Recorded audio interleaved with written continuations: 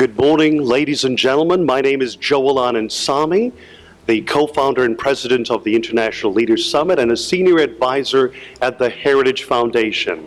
On behalf of the partnering organizations, I would like to extend a great warm welcome to each one of you to the second Jerusalem Leaders Summit. Shalom, shalom from Jerusalem for those watching online and through media platforms.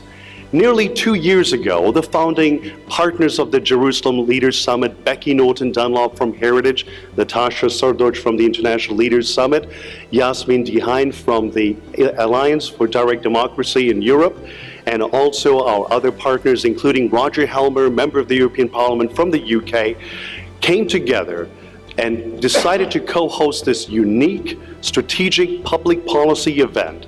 And I thank the founding leadership in supporting the annualization of this event in Jerusalem. I would like to thank ADDE, Heritage Foundation, NRB, Green Pepper Digital from India, the Sanford and Elizabeth Saunders partners, including CAM Global Strategies.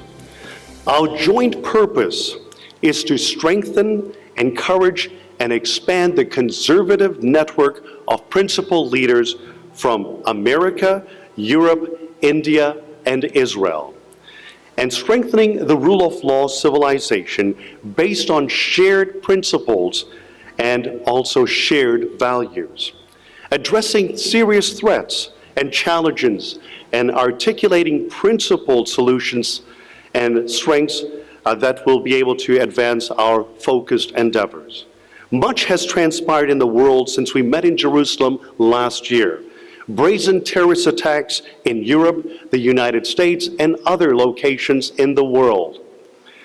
And in rule of all nations, there have been attempts through the failing policies to weaken our rule of law, imposing regulations that hamper economic growth, diminishing our military strength, and opening up borders that allow terrorists to travel freely. However, in the midst of these challenges, some dating back to over a decade ago, there have been notable events, augmented by individual citizens yearning for strengthening the rule of law, to experience economic freedom, and to have free and safe societies. Today, we are here in Jerusalem, Israel, to support our friends and allies, Israel. It's easy to do so in places like the corridors of Brussels or Washington, D.C. or London. It's another thing to be on Israeli soil and to say we support Israel's sovereignty. We acknowledge the victories that have been won this year through Brexit, the admirable work of the UKIP movement, and Nigel Farage's 25-year journey with leaders like Roger Helmer and other visionary leaders led to a major breakthrough and affirmation of the significance of sovereignty. UK citizens voted to reclaim their powers relegated to Brussels and the unelected bureaucracies and unaccountable institutions, and to empower citizens through a parliamentary representation to advance the virtues of a free society. Indeed, as the UKIPers said, it was Independence Day for Britain. Across the pond, in fact, we've seen citizens and taxpayers of a former British colony burdened by taxation and policy, heavy regulation through representation, also experienced an uncertain future with a national debt of $20 trillion. Today, ladies and gentlemen, the Electoral College affirms America's electoral process and formally elects Donald J. Trump as America's 45th president. Conservatives across America, joined by a growing number of Latinos and Asian Americans and other key demographics, chose a path that highlighted conservative ideas. However, may we be mindful, it is far easier to win the battle of ideas, as our distinguished advisory board member Maurice McTeague stated, but he also stated it is more difficult in winning the battle to implement principled policies. We need to focus on implementing principled policies.